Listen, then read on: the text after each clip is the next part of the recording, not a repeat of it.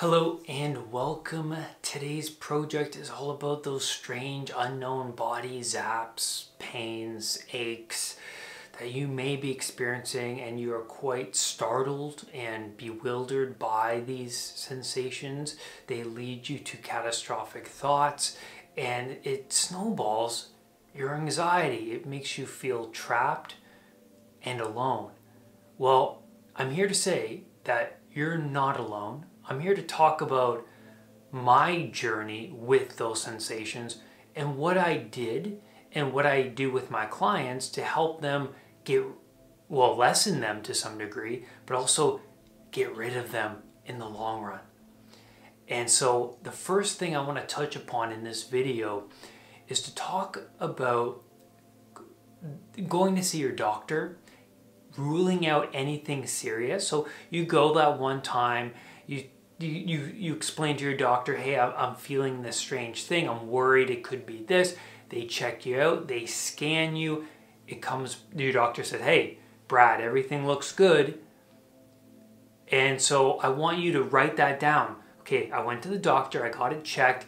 He ruled out anything serious, and place it on your wall. Place it somewhere near your bed where you can see it every day so that you can kind of understand and start to acknowledge that I did this thing and I don't want to overdo it by going multiple times, which anxiety sufferers, they go multiple times to the doctor, and this can be a problem. And I want you to ask yourself these really important questions to understand the underlying causes of these strange sensations you might be dealing with. Ask yourself, am I feeling stressed? And I really want you to ask yourself this, because if you really ask yourself, the truth will come up. And you know, the truth is usually something you don't want to confront or acknowledge, right? And that's how you know it's the truth. So, but really ask yourself, am I really stressed right now? Do I feel jumpy? Am I easily startled? Do I feel tense? Do I rush around? Do I have much on my plate right now? And if you answer yes, then we can acknowledge that the anxiety response is active. Now, why is this important? Well, your stress response, it produces a lot of adrenaline and it produces cortisol. And it readies the body to fight, flee, or freeze, right? It tenses up the body. The blood rushes towards the limbs to fight and run, and breathing becomes compromised, digestion becomes compromised, because your body's like, why do I need to digest right now when there's a threat? I got to deal with that. And lots of things happen unconsciously. And because of this, the body then produces a wide range of strange sensations. And then you're concerned. This brings about curiosity. It brings about concern because these sensations are strange. And that leads to the thoughts of, this could be serious. Now, then this concern leads to coping strategies. And one of the big coping strategies is Googling your symptoms. Now, why is Googling a bad thing to do when you're suffering from health anxiety? It's because when you already have the idea that this could be serious in your mind. You're emotionally attached to that because we always go to the worst case scenarios.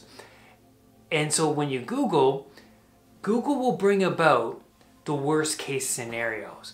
But not only that, there are an infinite amount of possibilities to each sensation when you Google it. It could be cancer, it could be something you ate, it could be this, it could be that, and it could be this, and it could lead to a whole wide spectrum of things. And Why that leads to more anxiety is because now you see that it could be an infinite amount of concerns. You are even more confused than before. Not a good idea. And then that may lead to consistent doctor visits. Not a good idea, because when your doctor keeps saying, no, it's not this, and no, it's not this, it makes you wonder, okay, if it's not that, this, and this, what is really going on? Am I really going crazy? I feel more alone than ever. And then another coping strategy could be reassurance seeking from your family. Them making you feel good for that moment, it's a relief, but they're telling you one thing, but you're feeling a totally different thing. You're feeling confused and alone because they can't seem to grasp what you're contending with. And perhaps there is a root cause for all of this hyper focus, right? There could have been an event in your past that was highly emotional to you. A family member could have died from a particular illness, and now you think, what if I have that particular illness? And now you're focused on the same body part that they suffered from. Or it could have been an accident, car accident. It could have been an embarrassing moment. It could have been something that you did and that made you overly sensitive, and that sent you into PTSD. A lot of baggage was stacking on top of each other, and now that you're suffering and confused and in this unknown state, it's hard for you to pinpoint what was the root cause. Now that I'm feeling all of these emotions, now that all of this weight is on my shoulders, I'm confused, I can't seem to pinpoint the traumatic moment that started all of this. And that's okay. That's okay if you can't do that. You have to start with one moment from your past and resolve that, and just work on little things from your past, and then things will unravel as you progress through this recovery journey. Now, when I suffered from health anxiety, I felt trapped in my body. I felt like there was no escaping this pain or this strange sensation or these thoughts. And it makes you feel alone. If you're going to your family for reassurance or going to your doctor and they're not solving the problem, it makes you feel like you are going crazy. But anxiety and health anxiety, so common. I look back on my younger years and I see now that the friends that I was hanging around, most of them had health anxiety. My ex-partner, she had a lot of anxiety. Once you overcome anxiety and you start to understand what anxiety is, you'll see that anxiety is all around you, in your coworkers, in your family, your distant family, your friends. It's so common. Now, how can we become untrapped from these strange bodily sensations? Well, the first thing I want to talk about, and this is really important, is that since your stress response is active, what you need to do is to counteract this stress response with your rest and digest system. That is your parasympathetic nervous system.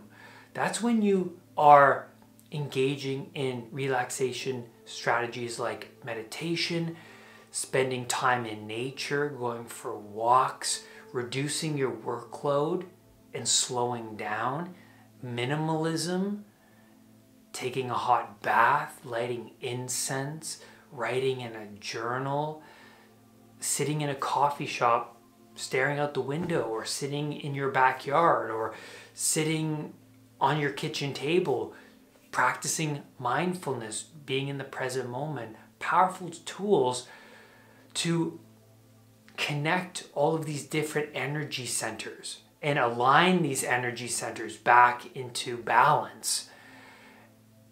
I will leave a link above and below to a YouTube video you will find useful about strategies that I find powerful and useful to calm down your stress system and then to lessen your anxiety system.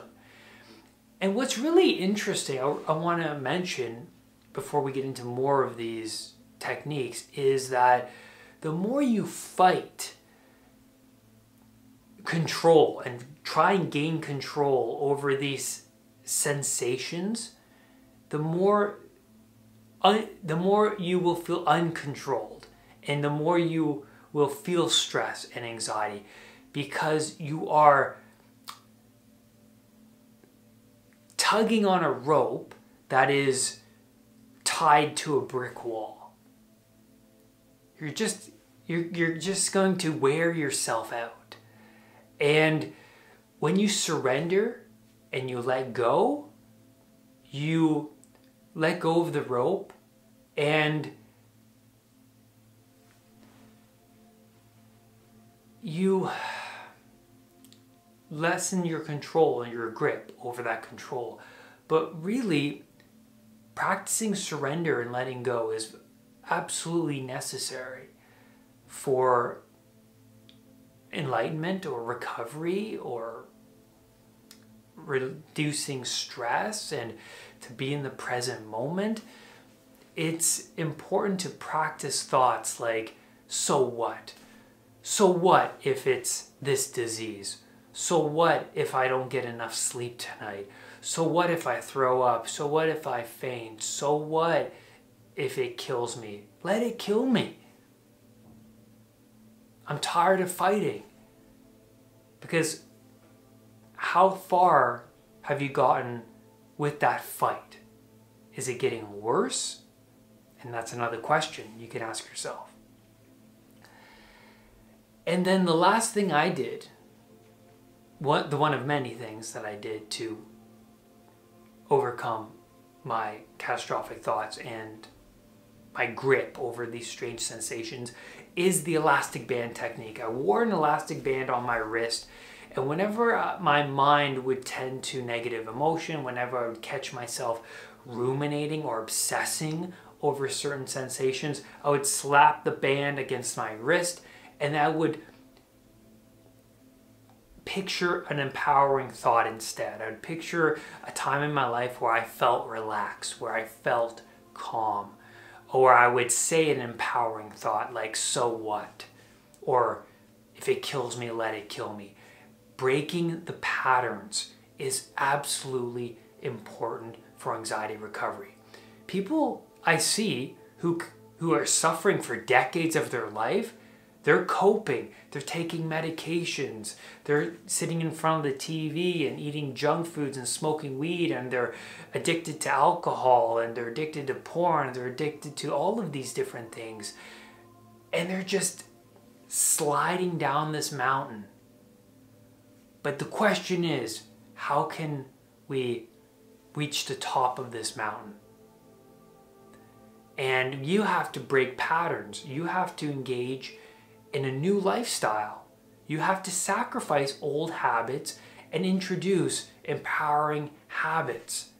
You have to practice mindfulness. You have to take time out of your day and spend that time with yourself, that quality time with yourself. And that's necessary for anxiety recovery. And that's where I'm going to leave you on today's video. Thank you so much for being here with me today. In my coaching sessions, I help my clients break patterns, develop a routine, develop a new pattern. I help them release traumatic baggage. I help them overcome past high emotional events, and things start to clear up and the weights start to fall off and they start to feel lighter and more in control rather than a slave to their emotions. Do not let anxiety define who you are. I will see you on the next video. Bye for now. Make sure you hit that subscribe button and that bell so that whenever a new video of mine appears, you will be one of the first to know. Namaste.